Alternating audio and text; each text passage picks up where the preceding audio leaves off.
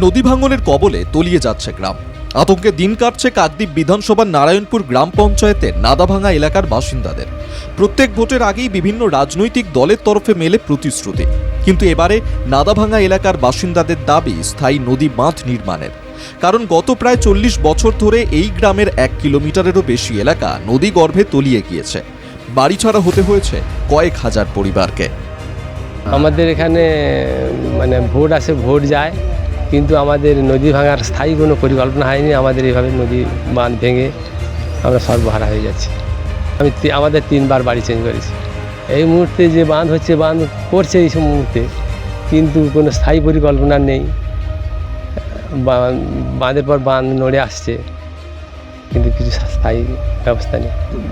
দক্ষিণে হাতানিয়া দোয়ানিয়া নদী, এই দক্ষিণ দিকটা ক্ষতি হচ্ছে না। স্থায়ী যদি কোনো পরিকল্পনা নেওয়া হয়, এই গ্রাম বাঁচানো সম্ভব না। ভোটের আগে গ্রামের মানুষের কাছে পৌঁছে যাচ্ছেন রাজনৈতিক দলের প্রার্থীরা।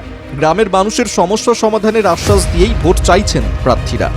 বিজেপি জিতলে সবার আগে তৈরি হবে নদী বাঁধ, আশ্বাস দিয়েছেন বিজেপি প্রার্থী দীপঙ্কর জানা। দেখুন, আমাদের টার্গেট তো যত নদী বাঁধ আছে, শুধু নাদাভাঙা নয়, আমাদের কাকদ্বীপ বিধানসভার মধ্যে আছে, রামগলপুর আছে, মন্দিরের ঘাট আছে, আমার বুধাখালী আছে, বিভিন্ন জায়গায় যে আমাদের নদী বাঁধগুলো বর্ষাকাল বিশেষ করে ভেঙে যায়।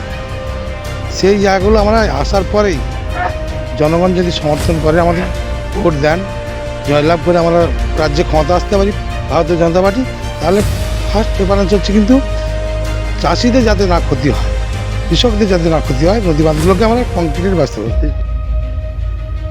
পাল্টা তৃণমূল কংগ্রেস প্রার্থী মন্টুরাম পাখিরা বলেন, নদী বাঁধ নির্মাণ করার জন্য কেন্দ্র সরকার একটিও টাকা দেয় না। নিজস্ব তহবিল থেকে রাজ্য সরকার নদী বাঁধগুলিকে নির্মাণ করে।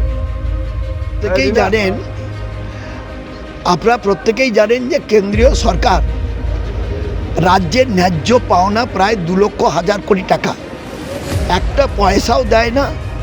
গরিব মানুষের 100 দিনের কাজের টাকাও দিল না। বাংলার বাড়ি আবাস প্রকল্পের যেখানে বা আবাস যোজনায় যেখানে 60% টাকা দেওয়ার কথা কেন্দ্রীয় সরকারের, একটা টাকাও দিল না। বিজেপির প্রার্থী যদি বলছেন যে তাদের দ্বারা সম্ভব, তাকে তো 5 বছরই মানুষ দেখতে পায় না। সেই যা 2021 সালে নির্বাচন শেষ, তিনি তার ব্যবসায় চলে গেলেন, আর এলেন না। সামনেই নির্বাচন, নিজেদের পছন্দের প্রার্থীকে ভোট দেবেন গ্রামবাসীরা, কিন্তু ভোটে জিতে এবারে তাদের প্রতিশ্রুতি পূরণ হবে তো? সেই প্রশ্ন থেকেই যাচ্ছে। গোপাল শীলের রিপোর্ট, বাংলা জাগো।